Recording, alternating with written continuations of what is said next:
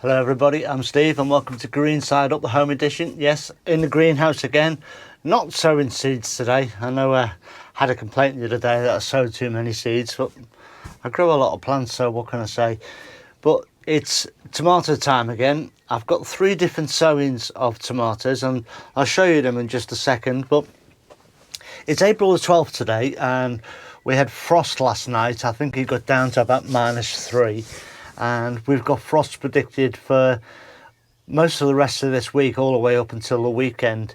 But it's significant because as I say, it's April 12th today. April 11th last year, I was actually planting my tomatoes in the polytunnel because in here they were just going absolutely ballistic and they were too tall, they were drawn out, etiated, they hadn't got enough light at the start of the season.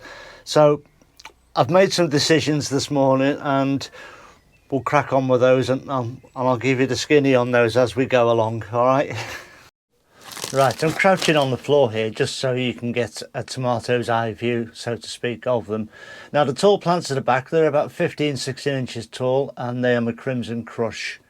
Now 3 weeks ago I potted those on and they were the size of these plants here. They're my Ildi. And I'm going to pot those on now into the same size pots that the Crimson Crush are in. And just to the left of those are some Gardener's Delights.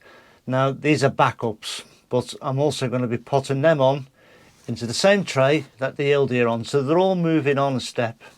Now, as I said in the introduction, on April 11th last year, I was planting my Crimson Crush out in the polytunnel down at the allotments. So as we've got a frost, I can't risk that. That would just be stupidity. They'd die and it would be all over. So I'm going to leave them on this propagator until the end of the week and then I'll take them off there and they'll sit on this bench over here for a few days and then we'll go down to the polytunnel, providing that the weather forecast is still predicting, as it is at the moment, 6 or 7 degrees overnight as the lowest temperature, because I know I can gain 2 or 3 degrees with it being in the protection within the polytunnel.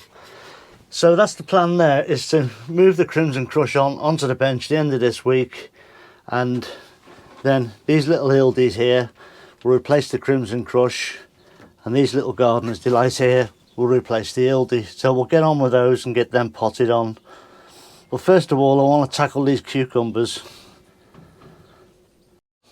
So this is my little cucumber forest and I've got 2 types here. It's a 12 cell tray and I've got 6 cells each. One's Masterpiece, which is an outdoor type, and one is Beth Alpha, and they're more of a diminutive sized cucumber, up to about 6 inches long. And these are what I grew last year, but I sowed 2 into each cell tray and it's time now to thin them down, so just taking out either the one or the smallest one, whichever suits really. So I'll just leave 1 in each cell to grow on, and that will be enough plants for me. Again, there's 2 in that one, so just take that out. I could take them out of the cells and separate them and grow them on, but I don't need to. I don't need to do that. I've got plenty of plants here.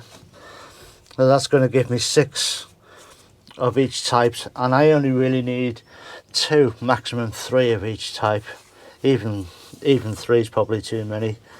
But that's that done, and then they can grow on now into stronger, healthier plants. So I'm going to pot these Ildies on, and I just want 1/2 centimetre of compost in the bottom. There's not much in there at all, just so that they've got a base to sit on. And you can see they're good plants with good roots.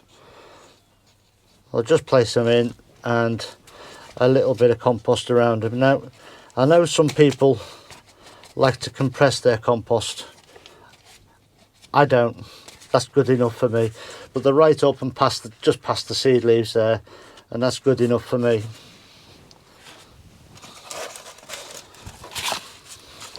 So again, just a little bit of compost in the bottom, probably half a small handful,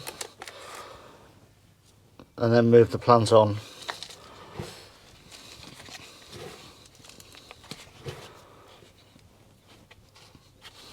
There we go.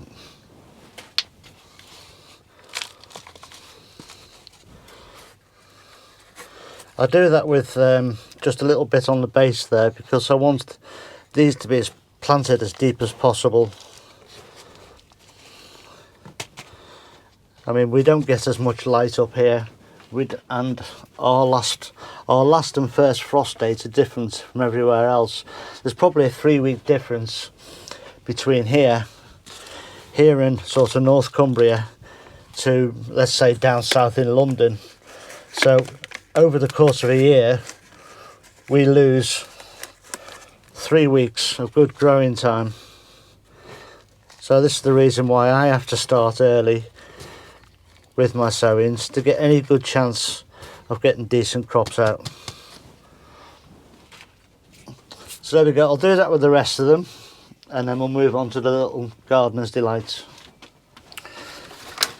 We had one casualty in that lot. I've potted on a dozen of the ildy, and quick turnaround in this tray, fill it with compost again, and I'll get these gardener's delights potted into this.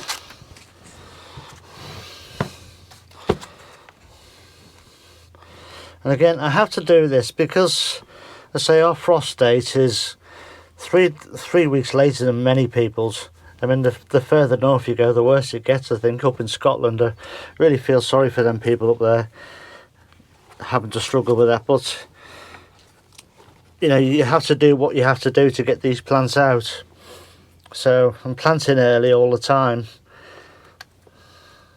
And again, because it's sieved compost, they just come apart. I always sow into sieved compost, as most of you know. It just means that this stage is so much easier. Yeah, a little bit leggy, but when you plant, as I planted those ildy a minute ago, with just tiniest bit of compost at the bottom of the pot, you soon take away that legginess, as you can sort of see there. So it works for me. I have to do what I have to do to get these plants grown, else I wouldn't get a harvest.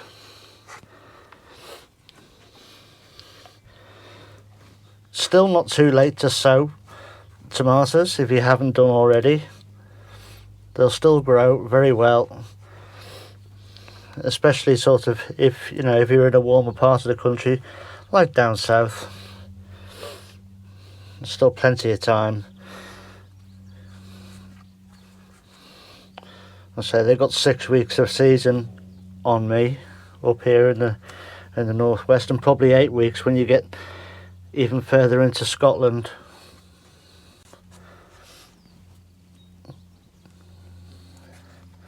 Something I must look into actually is the Scottish last frost dates. It'd be interesting to see when that is. If anyone there's watching from Scotland, do shout up in the comments and let us know. I'll be interested in how you cope doing these warmer weather plants. I know I've had to develop ways for me to be able to do it, so it'd be interesting to see what you do. Anyway, that's Gardener's Delight potted on. So here again are the 3 different plants. The large ones, obviously, the Crimson Crush. They'll be going on the bench at the end of this week, and about 4, 5, maybe 6 days later they'll go down to the polytunnel. Over here we have the ildy that I've just potted on. In about 3 weeks time they should be as big as the Crimson Crush. And at the bottom of the ladder here are the Gardener's Delight that I've just done, and they eventually will grow as those and on there. But the important thing is that when the Crimson Crush are down in the polytunnel, these will still be growing up here on heat protected. So if I lose the ones in the polytunnel, I've got backups, and that's what's important, especially for us northern growers. So there we go, that's the tomatoes sorted and organised, and my cucumbers sort of pinched out as well. And that's pretty much it from here. I'm going to carry on I'm going to have a coffee, come back and I'll sow some seeds. But for this video, that's it. Look after yourselves, everyone. Do take care, and I'll see you soon. And don't go mad just because you can go out today. Don't be the guy in the red t-shirt, all right? Take it easy. Ta-ra now.